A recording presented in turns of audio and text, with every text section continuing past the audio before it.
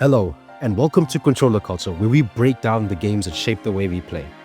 Today, we're diving into a game that's been sitting in a weird, hype-filled corner of my brain ever since it was announced. Pokémon Legends ZA.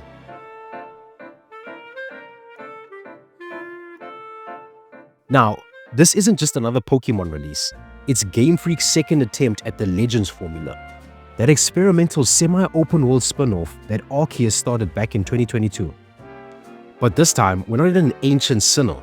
We're back in Kalos, the land of mega evolutions, cafes, and way too many boutique stores. And honestly, this might just be the best Pokemon combat system we've ever had, but also one of the smallest and the most limiting worlds in the franchise's history. So let's talk about how ZA gets so much right, and why it still can't quite reach legendary status.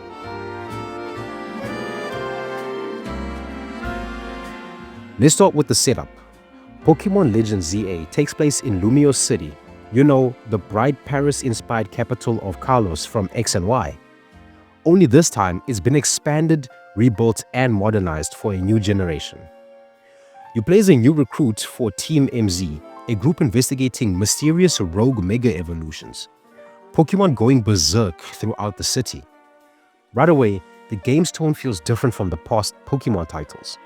Instead of exploring a vast wilderness or collecting badges, you're thrown into a city that never sleeps, a place of high fashion by day and underground battles by night. It's urban, it's moody, it's stylish, and it gives Pokémon a vibe we haven't really seen before.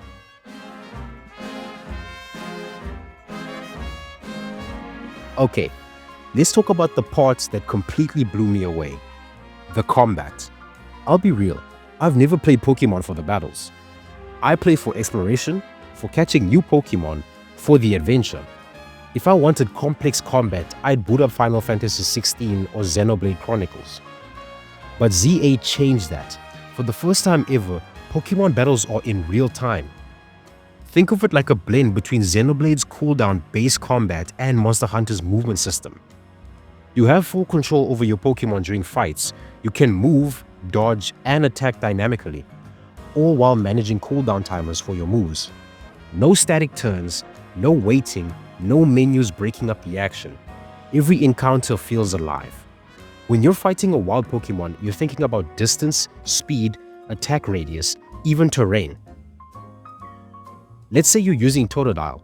Bubble Beam can hit from afar, but it takes time to charge, which might give your opponent a chance to dodge. Bite, on the other hand, is quick and close range, but risky if your enemy counters with something like Absorb. This system forces you to make real-time tactical decisions every few seconds. It's not just about type matchups anymore, it's about space and timing.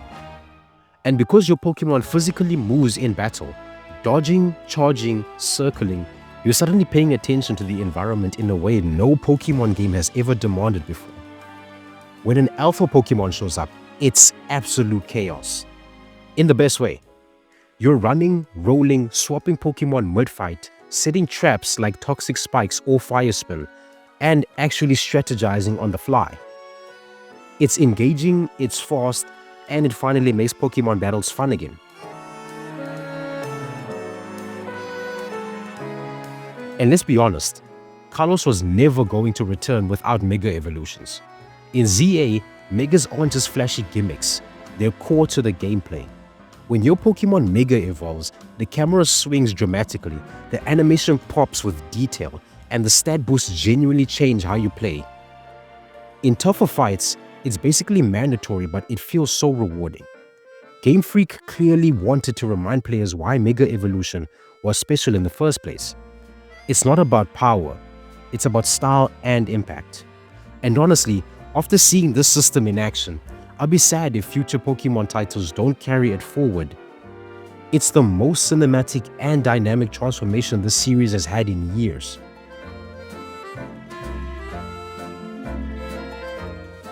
Now, if the real-time combat is the backbone of ZA, the ZA Royale is its beating heart. The streets light up, and secret arenas open for battle tournaments, where trainers fight for ranking points and rewards. It's basically Pokemon meets Yakuza, and it's awesome. You collect bonus cards before each fight that add conditions, like defeat opponents with plus moves or win while putting enemies to sleep. Fulfill them and you earn extra rewards. The system adds variety and encourages experimentation.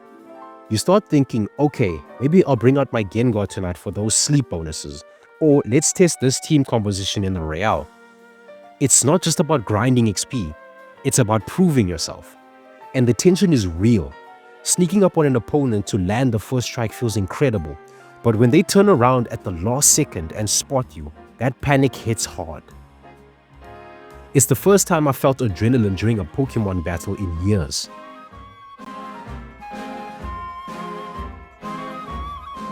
The second half of ZA's structure revolves around the Rogue Mega Evolution incidents. Big cinematic boss fights where Pokémon have lost control of their Mega forms. Think of them like MMO raid battles. You study attack patterns, dodge AoEs, look for weak points, then strike when the window opens. What's different this time is that you're actually battling, not just throwing bombs or berries like in Arceus. You're commanding your Pokémon, switching tactics, even taking cover when things get rough. These fights can get overwhelming. The screen falls with effects, damage numbers, and chaos, but they're some of the most exciting moments in the game. They make you appreciate how far Pokémon combat has come.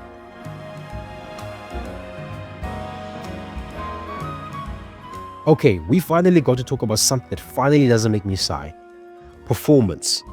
Pokémon Legends ZA runs buttery smooth on the Switch 2. We're talking a near locked 60 FPS in both docked and handheld mode, with only the tiniest dips during late game chaos. Load times are quick, menus snap instantly, and transitions between scenes are seamless. It feels stable, something I haven't said about a Pokémon game in years. It's not perfect. Visually, there's still some roughness, but technically, this is a massive step forward for the series.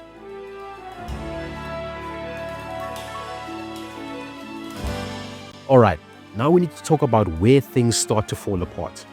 Lumiose City itself. At first glance, it's beautiful, it's bustling, stylish, full of life. There's a real density here. Cafes, boutiques, alleys, rooftops, hidden areas. You'll see Pidgeys perched on lampposts, fletchlings fluttering away as you approach, and even Gumi hiding from the rain under bridges. It feels alive for a while, but the more you explore, the more you realize Lumiose is actually pretty small. You can explore the entire city in maybe 5 hours. That's it. Sure, new wild zones open as you progress, small parks, construction sites, courtyards, but they're contained, limited, and lack that sense of discovery that made Arceus so magical. In Arceus, every new area felt like a living ecosystem. Here, it's just streets. And while it fits the urban theme, it makes the world feel cramped. Graphically, it's also inconsistent. Shadows smear across the ground, textures look flat, and the environments, while detailed, don't pop the way they should. And then there's the silence. Still no voice acting. Not even small vocal cues, just text boxes. When the story's trying to land emotional beats about friendship, forgiveness, and recovery, it all just feels muted. You can have the most dramatic Mega Evolution explosion in the world, but without voices. It just doesn't hit as hard as it could.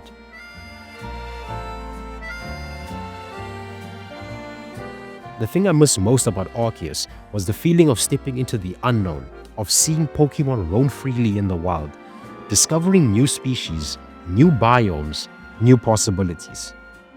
That magic, it's mostly gone here. Catching Pokémon is fun, the snappy throw system is back, and there's still risk involved, but it feels secondary now.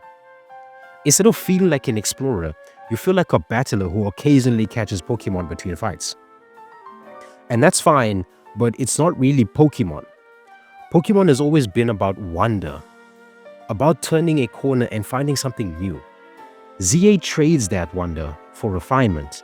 It's smooth, it's focused, but it's not free.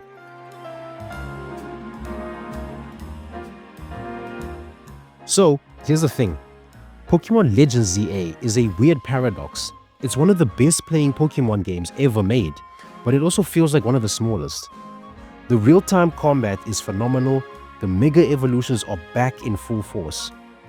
The ZA Royale is addictive, and the performance finally solid. But in shrinking the world down to a single city, Game Freak traded away the sense of adventure that defines Pokemon. Lumiose is a great setting, but not a great world. Still, if this is the foundation of what Pokemon on Switch 2 can be, real-time, cinematic, dynamic, then I'm excited. Game Freak just needs to scale it up again. Give us that sense of discovery and this level of polish, and Pokemon could genuinely reach new heights. In the end, Pokémon Legends ZA is an unfortunate 5 out of 10. It's ambitious, experimental, and occasionally brilliant, but it's also visually unappealing, restrained, confined, and missing some of that old spark. Still, it's a step forward for Pokemon, and for once, that step feels stable. Let's hope they can grow and learn more from this title. Thanks for watching. If you have enjoyed this review, don't forget to like, comment, and subscribe to Controller Culture, where we break down the games that shape the way we play. And let me know down below, would you rather have a massive open-world Pokemon again, or more tightly focused experiences like ZA? Until next time, take care.